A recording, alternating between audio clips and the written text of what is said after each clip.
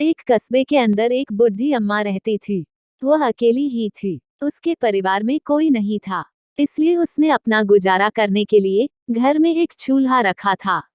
वो उस चूल्हे पर रोटियां बना बनाकर लोगों को खिलाया करती थी और ऐसे ही अपना गुजारा कर रही थी।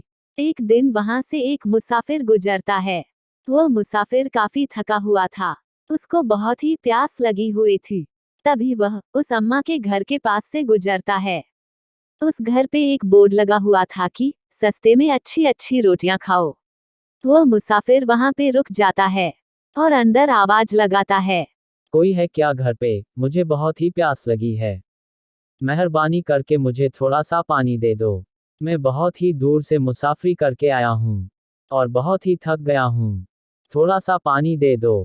तभी अम्मा अंदर से बाहर आती है और बोलती है कि हाँ, क्या है बेटा, बोलो, क्या चाहिए तुम्हें? अम्मा, मुझे थोड़ा पानी पीना है और थोड़ा सा आराम करना है। अगर आप थोड़ी सी मेरी मदद कर दे तो अच्छा होगा। ठीक है बेटा, तुम अंदर आ जाओ और आराम कर लो। मैं तुम्हारे लिए पानी लेकर आती हूँ। वो मुसाफिर अंदर चला जाता है और अम्मा उसे पानी लाकर देती है। और वह बूढ़ी अम्मा उस मुसाफिर से पूछती है कि बेटा, कुछ खाओगे क्या? मैं यहाँ पे लॉज चलाती हूँ। यहाँ पे आने वाले लोगों को रोटियां और सरसों की सब्जी खिलाती हूँ और बदले में वह कुछ रुपए दे जाते हैं, जिनसे मेरा गुजारा हो जाता है। मैं बहुत ही अच्छी नरम नरम रोटियां बनाती हूँ। लंबी मुसाफरी करके भूख तो काफी लगी है और कितने दिन हुए कि घर की बनी रोटियां नहीं खाई है। ठीक है माँ जी, मेरे लिए भी गरम रोटियां और सब्जी बना दीजिए। खाने का बहुत मन हो रहा है। ठीक है बेटा, थोड़ी देर रुको, मैं जल्दी से तुम्हारे लिए रोटियां और सब्जी बना देती हूँ। अम्मा मुसाफिर के लिए रोटियां और सब्जी बनाने लगती है।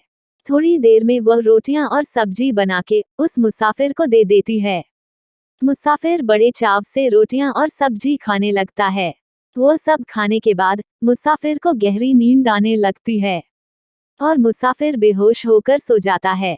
तभी वो बूढ़ी अम्मा अचानक चुड़ैल की रूप में आ जाती है और बोलने लगती है कि मेरी जादुई रोटियां खाकर ये भी बेहोश हो गया। अब इसको मेरी इस जादुई रोटी की लत लग जाएगी और बाद में मैं उसको ऐसी ही रोटियां खिला खिला कर मार डालूंगी और उसका खून पी जाऊंगी।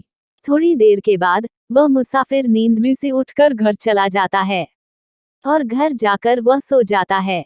लेकिन उसे नींद नहीं आती है। उसे बहुत ही भूख लग रही होती है। वह घर में से कुछ ना कुछ ढूंढ के खाने लगता है, फिर भी उसकी भूख नहीं जा रही होती। उसको बार बार वह अम्मा की रोटियां याद आ रही थी। वह सुबह में उस अम्मा की रोटियां खाने जाने का फैसला कर लेता है। जैसी ही सुबह होती है, वे अम्मा के घर की ओर चल पड़ता है और वहां जाकर बोलता है कि अम्मा अम्मा, मुझे जल्दी से रोटियां और सब्जी दे दो। मुझे कल रात से बहुत भूख लग रही है। कितना भी खाओ, लेकिन यह भूख तो जा ही नहीं है। जल्दी से गरम गरम रोटियां दे दो। वह चुड़ैल अम्मा जल्दी से गरम गरम रोटियां बना के देने लगती है।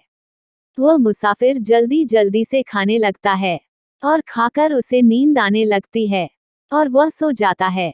तभी वह अम्मा फिर से चुड़ैल के रूप में आ जाती है और वह मुसाफिर को मार डालती है और उसका खून पीने लगती है। वह चुड़ैल का यही पैसा था कि वहां से गुजरने वाले लोगों को रोटियां खिला खिलाकर उसे बेहोश करके मार डालती थी और उनका खून पिया करती थी। थोड़े दिनों के बाद वह अम्मा बाजार में जाती है और वहां पे एक दुकान पे वह एक एडवर्टाइज देखती है। वह एडवर्टाइज रोटी बनाने के मशीन की थी। चुड़ैल को वह मशीन भा जाती है। वाह, ये तो बहुत ही अच्छी मशीन है। ये मंगवा लेती हूँ, इससे मैं कम समय में ज्यादा रोटियां बना लूंगी और ज्यादा से ज्यादा लोगों की मेरे चंगुल से फंसा लूंगी। वह चुड़ैल रोटी बनाने की मशीन मंगवा लेती है और वह एक ही घंटे में बहुत सारी रोटियां बनाने लगती है। अब वह चुड़ैल के घर पर रोटियां और सब्जी खाने के लिए लोगों की लाइन लग जाती है। सब उंगलियां चाट चाट कर वह चुड़ैल का खाना खाया करते थे और बाद में सभी वहां ही सो जाते थे। ऐसे ही चुड़ैल सभी को मार मार कर उसका खून पिया करती थी। यह खबर अब फैलने लगी थी कि चुड़ैल लोगों को मार कर उसका खून पी जाती है। गांव के लोगों को भी यह सब मालूम पड़ जाता है। इस कहानी में बस इतना ही। चुड़ैल की रोटी मशीन इसका पार्ट 2 देखने के लिए प्लीज हमारी चैनल को सब्सक्राइब कीजिए और इस वीडियो को लाइक और शेयर कीजिए।